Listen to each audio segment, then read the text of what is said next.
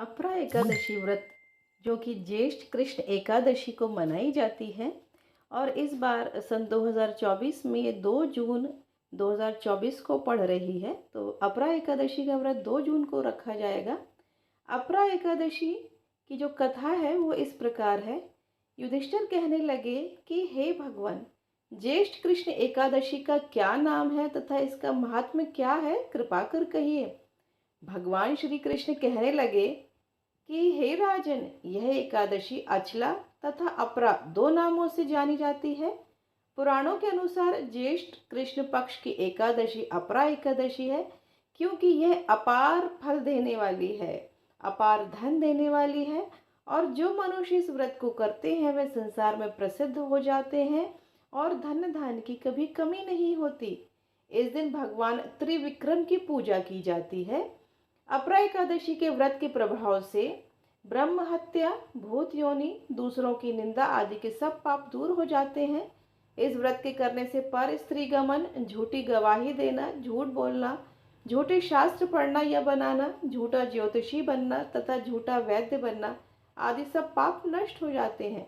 जो क्षत्रिय युद्ध से भाग जाए वे नरकगामी होते हैं, परंतु अपरा एकादशी का व्रत करने से वे भी स्वर्ग को प्राप्त होते हैं। जो शिष्य गुरु से शिक्षा ग्रहण करते हैं फिर उनकी निंदा करते हैं वे अवश्य नरक में पड़ते हैं, मगर अपरा एकादशी का व्रत करने से वे भी इस पाप से मुक्त हो जाते हैं। जो फल तीनों पुष्कर में कार्तिक पूर्णिमा को स्नान करने से या गंगा तट पर पितरों को पिंडदान करने से प्राप्त होता है, वही अपरा एकादशी का व्रत करने से प्राप्त होता है।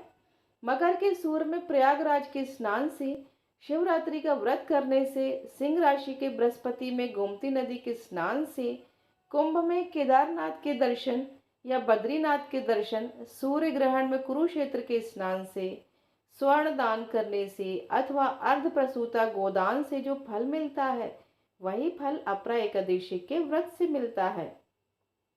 यह व्रत पाप रूपी वृक्ष को काटने के लिए कुल्हाड़ी है, पाप रूपी ईंधन को जलाने के लिए अग्नि, पाप रूपी अंधकार को मिटाने के लिए सूर्य के समान, मृगों को मारने के लिए सिंह के समान है। अतः मनुष्यों को पापों से डरते हुए इस व्रत को अवश्य करना चाहिए। अपरा एकादशी का व्रत तथा भगवान का पूजन करने से मनुष्य सब पापों से छूटकर विष्णु लोक को जाता है। तो यही इसका महात्म्य है राजन। चलो अब इसकी कथा मैं आपको सुनाता हूँ। इसकी कथा के अनुसार प्राचीन काल में महिध्वज नाम का एक धर्मात्मा राजा था। उसका छोटा भाई वज्रध्वज बड़ा ही क्रूर, अधर्मी तथा अन्यायी था। वह अपने बड़े भाई से द्वेष रखता था। उस पापी ने एक दिन रात्रि में अपने बड़े भाई की हत्या करके उसकी देह को एक जंगली पीपल के नीचे गाड़ दिया। इस अकाल मृत्यु से राजा प्रेत आत्मा के रूप में उसी पीपल में रहने लगा और उत्पात करने लगा। वो आने जाने वाले लोगों को परेशान करने लगा। एक दिन अचानक धौम्य नामक ऋषि उधर से गुजरे।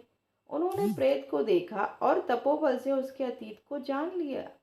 अपने तपोबल से प्रेत उत्पात का कारण भी समझ लिया। अब ऋषि ने प्रसन्न होकर उस प्रेत को पीपल के पेड़ से उतारा तथा परलोक विद्या का उपदेश दिया।